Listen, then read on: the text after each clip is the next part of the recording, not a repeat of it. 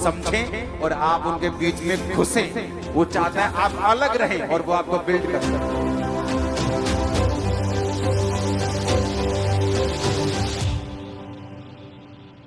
जब आप मसीह में आते हैं, पहला साल बड़ा नाजुक होता है, दूसरा साल थोड़ा और कम नाजुक होता है, तीसरा साल थोड़ा और कम नाजुक होता है।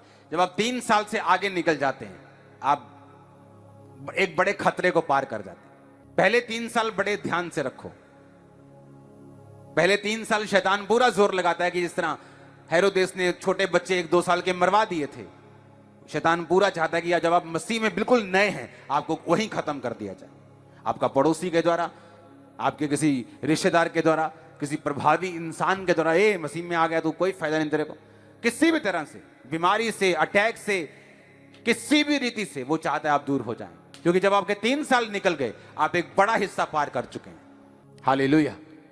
और ये आपको प्रैक्टिकल बातें बता रहा हूं। जब आप दाऊद को देखते हैं, दाऊद की परीक्षा का समय क्या था?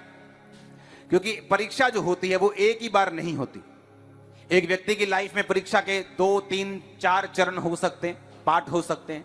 दाऊद के लाइफ की पहली परीक्षा जो थी वो था उसके घर की रिजेक्शन, उसके भाइयों का उसको रिजेक्ट करना, उसके फैमिली का दाऊद को इग्नोर करना। जब एक नबी पुराने समय में किसी के घर जाता था तो घर वाले कांपने लग जाते थे। या तो उन्हें मालूम था कि मौत आई है या कोई बड़ा जीवन आया, या तो हम मरने वाले हैं या कुछ बड़ी तगड़ी ब्लेसिंग मिलने वाली। इस दोनों के अलावा और कोई रीजन नहीं है किसी बड़े नबी का हमारे घर में आने का। और जब शमूएल ने कहा कि जाओ और मैं तुम्हारे बच्चों को, एक बच्चे को अभिषेक करना चाहता हूं, सारे बच्चे बुला लिए और दाऊद भूल गया। क्यों? क्योंकि वो एक रिजेक्टेड बच्चा था अपने घर का, एक रिजेक्टेड संतान थी दाऊद। क्यों वो रिजेक्ट हुआ? कई बार आप सोचते हैं यार मैं चंगा भला हैगा, मैं भी अच्छा हूं, मेरा स्वभाव भी अच्छा है, लेकिन ये मेरे कजन मुझसे बात नहीं करते,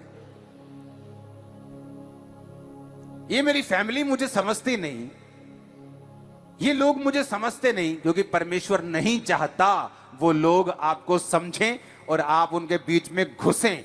वो चाहता है आप अलग रहें और वो आपको बिल्ड कर सके। और जैसे दाऊद अलग रहा तो क्या हुआ?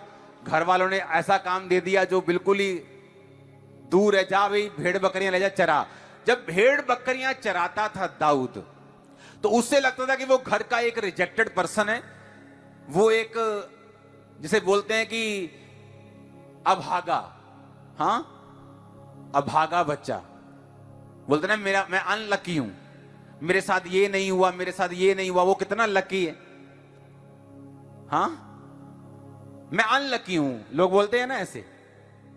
तो दाऊद अपने आप को अनलकी कहने की बजाय वो उस जंगल में रहा, भेड़ बकरियों को चराते चराते उसने गोफन चलाना सीखा, और वही गोफन गोलियत को मारने के काम आया, और वही गोलियत को मारना उसकी मिनिस्ट्री की शुरुआत थी और उसके मशहूर होने की शुरुआत थी।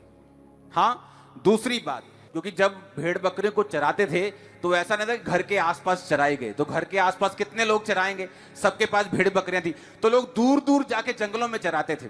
जब दाऊद दूर जंगलों में भेड़ बकरियों को चराता था तो उसे जंगल के सारे रास्ते मालूम हो गए थे। जंगल में कैसे सरवाइव करना है, जंगल में कैसे रहना है, अगर खाना नहीं है तो जंगल से खाना कैसे लेना है, बारिश हो रही तो क्या करना है, अगर जंगल में 50 दिन 60 दिन रहना पड़े तो क्या करना है। और यही कारण था कि जब शाऊल दाऊद को मारने के लिए उठा और दाऊद के साथ कोई नहीं था, तक कि दाऊद का अपना परिवार भी उसके साथ नहीं था। इमेजिन करो, कोई आपको मारना चाहता है और आपका परिवार उसी बंदे की टीम में हो, आप कैसा फील करेंगे? और वो आपकी जान का दुश्मन हो, और जान का दुश्मन ऐसे नहीं कि तुम्हें 4 डंडे मार के चला जाएगा, तुम्हारी बाजू टांग तोड़ देगा, तुम्हारी जान का दुश्मन है। और उस तीसरी बात ये कि कोई कोर्ट उसे घड़ीस नहीं सकती क्योंकि वो खुद राजा है, कोई बंदा उसे स्टॉप नहीं कर सकता क्योंकि वो खुद किंग है। और उसी के टीम में दाऊद के भाई भी हैं, और उसको मालूम है कि मेरी फैमिली मेरे काम नहीं आ रही, मेरे लोग मेरे काम नहीं आएंगे, तो वो कहां गया? उन्हीं जंगलों में। अब मेरे को यह बताओ, अगर दाऊद उन जंगलों में नया होता तो कभी सरवाइव कर पाता? नहीं कर पाता। उसे मालूम नहीं होता कैसे रहना है। बाहर रह नहीं पाता क्योंकि राजा जान का दुश्मन है, लोग बता देंगे, प्रजा बता देंगे, कहीं सिपाही देख लेंगे। जंगल में रह नहीं पाता क्योंकि जंगल कभी देखा नहीं, जंगल का एक्सपीरियंस नहीं है। तो इसीलिए परमेश्वर ने वो भला किया कि दाऊद को अपने परिवार से रिजेक्ट करवाया, दाऊद को जंगलों की सैर करवाई, सालों साल उसको जंगलों में रखा, ताकि जब परमेश्वर का रियल पर्पस आए दाऊद कामयाब होकर वापिस आए। आमीन।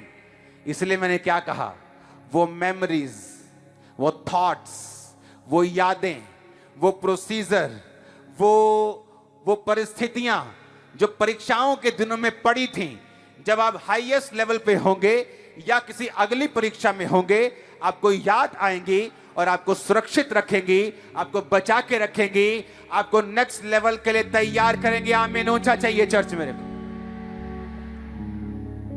हालेलुया।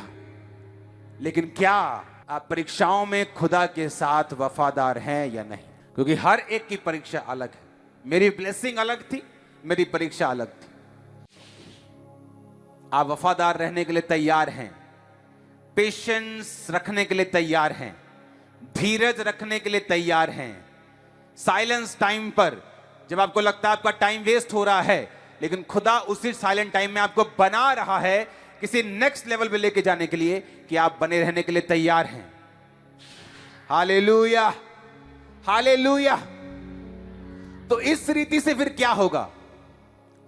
इस दुनिया की कोई ताकत, इस दुनिया का कोई इंसान, कोई शैतान आपको ग्रेटनेस की हद तक जाने से कभी रोक नहीं सकता।